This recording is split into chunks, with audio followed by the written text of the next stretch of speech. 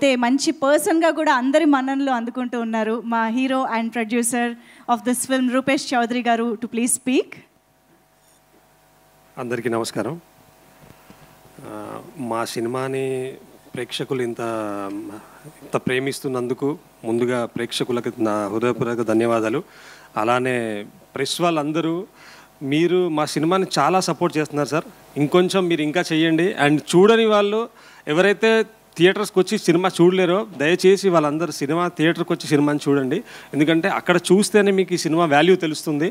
ఇది ఓటీటీలో చూసే సినిమా కాదు. ఆ ఎమోషన్ కనెక్ట్ అవ్వాలి. ఇళయరాజా గారి బ్యాక్గ్రౌండ్ స్కోరు, తోటతరణి గారి ఆర్ట్ వర్క్ మీకు కనిపించాలి, మీరు అది ఫీల్ అవ్వాలి అంటే దయచేసి థియేటర్స్లో చూడండి. ఇప్పటివరకు మీరు అందరు ప్రేమిస్తున్నారు. ముందు ముందు ఇంకా మంచిగా చూసి మమ్మల్ని ప్రేమిస్తారు, నన్ను ఆశీర్వదిస్తారు, మా యూనిట్ని ఆశీర్వదిస్తారని కోరుకుంటున్నాను. అలాగే ఇక్కడ మా ఆర్టిస్టులు చాలామంది ఉన్నారు, మన సినిమాలో కొత్త వాళ్ళు చేసిన వాళ్ళు కూడా. అందరితో చాలా సరదాగా చాలా హ్యాపీగా చేసుకున్నాం షూటింగ్ కూడా. అండ్ వాళ్ళ పాత్రలు కూడా అంతే అద్భుతంగా ఉన్నాయి. మనం స్క్రీన్ మీద చూస్తూనే ఉన్నాం. రూహి గారైనా, శ్వేత గారైనా, ఈవెన్ అనుపమ గారు, అబ్బీస్ అన్న మీ పేరు మర్చిపోయాను. సో అందరి కొత్త వాళ్ళైనా కూడా అందరి పాత్రలు మీరు అక్కడ మంచిగా హ్యాపీగా ఫీల్ అవుతారు. మీరు దయచేసి సినిమా థియేటర్స్కి వచ్చి మళ్ళీ చూసిన వాళ్ళు కూడా మళ్ళీ చూడండి. చూడని వాళ్ళు దయచేసి మీ ఫ్యామిలీస్తో వచ్చి చూడండి. ఇంకోటి అలానే ఈరోజు మన అందరి మాస్ట్రో ఇళయరాజా గారి పుట్టినరోజు. ఈ వేదిక తరపున, మా యూనిట్ తరపున అండ్ మనందరి తరపున ఆయనకి పుట్టినరోజు శుభాకాంక్షలు తెలియజేస్తున్నాను. అండ్ సార్, వితౌట్ యూ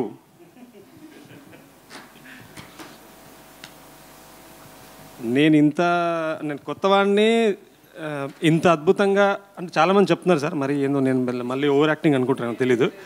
అంటే చాలామంది కొత్తోడివి షూటింగ్ సినిమా రిలీజ్ అవ్వకముందు ట్రైలర్ బాగానే ఉంది, నువ్వు ఏం చేసి ఉంటావు సినిమాలు చూద్దాంలే, రాయన్ ప్రసాద్ గారు అక్కడ ఉన్నారు, నువ్వు ఏం చేస్తావులే అని అన్నారు.